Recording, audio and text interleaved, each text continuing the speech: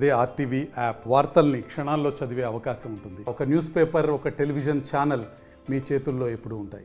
రాహుల్ గాంధీ గారు, ఖర్గే గారు, రేవంత్ రెడ్డి గారి ఆశీర్వాదంతో నిజామాబాద్ జిల్లాకు 2 ముఖ్యమైన పదవులు వచ్చాయి.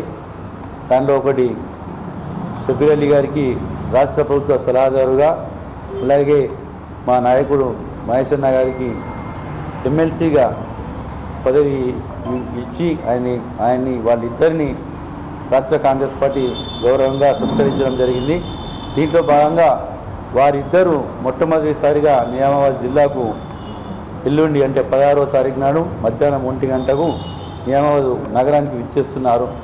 ఈ సందర్భంగా నిజామాబాద్ నగర కాంగ్రెస్ పార్టీ మరియు జిల్లా కాంగ్రెస్ పార్టీ 2 కమిటీల ఆధ్వర్యంలో వారిద్దరికీ, అలాగే మాజీ మంత్రివర్యులు మా ప్రియతమ నాయకులు కుదుటూరు సుదర్శన్ రెడ్డి గారికి, అలాగే ఇక్కడ జిల్లాలో పోటీ చేసిన సునీల్ గారు కానీ, మన వినయ్ గారు, ఇక్కడ ఏనుగు రవీందర్ రెడ్డి గారు, మాజీ విప్పు వీరవతి అనిల్ గారు, అలాగే మరో ఎమ్మెల్యే భూపతి రెడ్డి గారు, వీరందరినీ గౌరవంగా నిజామాబాద్ నగరంలో ఒక ప్రత్యేక ఊరేగింపుగా తీసుకొని వారిని కాంగ్రెస్ పార్టీ కార్యకర్తలందరూ చాలా సంతోషంగా వారిని ఊరేగింపుగా తీసుకొని ప్రగతినగర్ మున్నూరు కాపులో సంఘంలో ఒక గెట్ టుగెదర్ ప్రోగ్రాం చేయడం జరుగుతున్నది.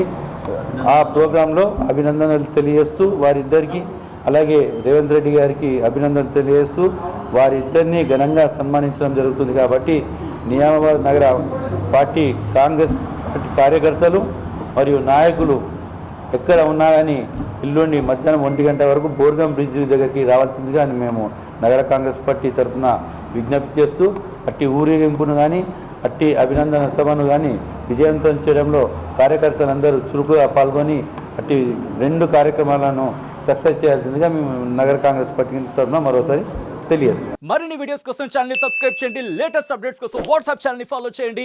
అండ్ లింక్ డిస్క్రిప్షన్ లో ఉంది.